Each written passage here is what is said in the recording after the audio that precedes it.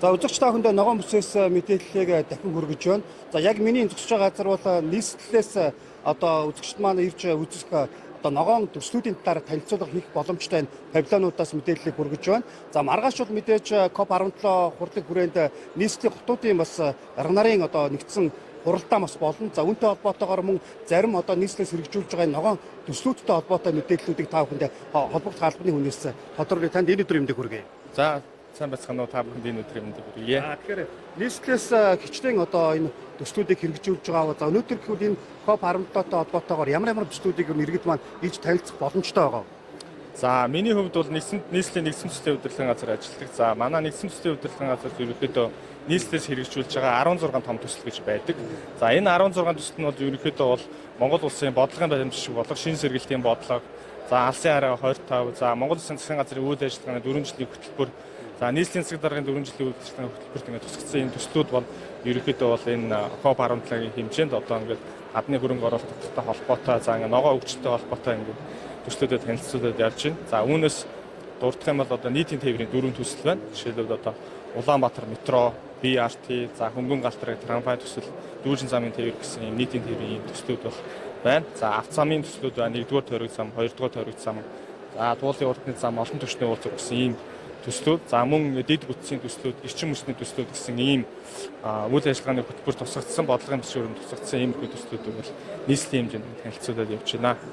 Хамгийн одоо үр дүнтэй байгаа сайн хэрэгжиж байгаа төсөл нь одоо ямар төсөл вэ? За яг өнөөдрийн байдлаар бол яг манай байгууллагын хэмжээнд хэрэгжиж байгаа төслүүдээс гэх юм бол нийтийн тээврийн чиглэлээр бол дүүжин замын тээвэр одоо өнөөдрийн байдлаар барилга хүсэлтийн 85% гүйцэтгэлтэй ингээд явж байна. За энэ жилийн 12 сар ер нь ашиглалтанд оруулах гэж төлөвлөд явж байгаа. За одоо туршилт нь ерөөдөө эхлэх гээд ингээд дуусах шатанд орсон ингээд явж байгаа ийм төсөл байгаа. За бусад төслүүдийн хувьд бол зарим төслүүдийг одоо хөрөнгө оруулалт шаардлагатай ийм бичиг баримтны бүрдсэн тэзүүн дууссан ийм төслүүд бас яаж байгаа. Энэ төслүүд дээр хөрөнгө оруулалт татах боломж хэрэг байна энэ хурал дээр. За өнөөдөр хүртэл одоо COP17-гийн одоо уулзалтан дээр бол ерөнхийдөө иргэд аж ахуйн нэгжүүд ихэвчлэн ирж мэдээлэл авч байна. За тухайн одоо нэгж талбарт нь өртөж байгаа иргэдүүд одоо тухайн төслийн талаар мэдээлэл авч байна. За маргаашнаас одоо хотын даргын уулзалтууд болох бах. За тэрэн дээр гадны зоч төлөөлөгч нар нэлээ их одоо сураг байна. Үүн дээр холбоотой бид нар бэлтгэл ажил хангаад одоо яг хөрөнгө оруулалт хэрэгтэй байгаа энэ төслүүдийг нэлээд дэлгэрэнгүй танилцуулах бэлтгэл ажил хангагдаад ажиллаж байгаа.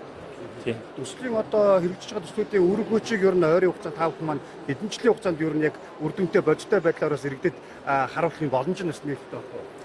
За яг наадлаас хугацаагаар. За ерөнхийдөө их төслүүд маань ерөнхийдөө 28 он хүртэл төлөвлөлттэй байгаа. За шууд хурдан хугацаанд ер нь бол юм хурдан юу нэ одоо нөлөөгөө үзүүлнэ гэж байдаггүй. Урт хугацаанд ингээд үе шатаа хэрэгжиж нөлөөгөө үзүүлдэг учраас бас яг хэдэн жил гэж хэлэх боломжгүй.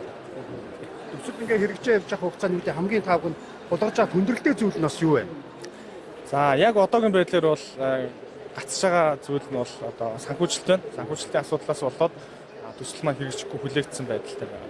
За бас нэг онцлогтой тал нь манай нийт төслүүд маань бүгдээрээ Улаанбаатар хот дотор хэрэгжиж байгаа.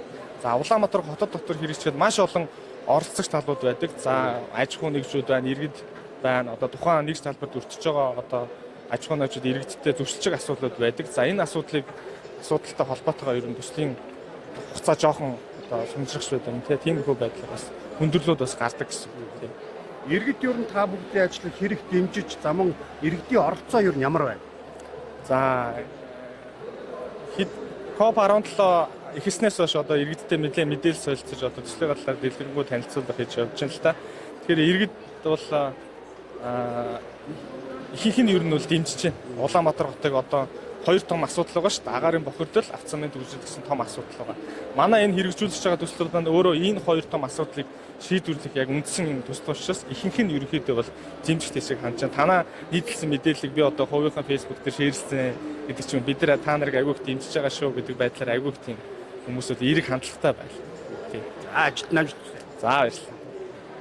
За тэгэхээр мэдээж нийслэл Улаанбаатар хотод бол шийдвэрлэх ёстой олон асуудлууд байгаа. За хэдий урт хугацаанд эндгээр асуудал маань багассан бас тодорхой хэмжээний үр дүнгууд бол авчирна гэсэн хүлээлт итгэл найдвар бол бий.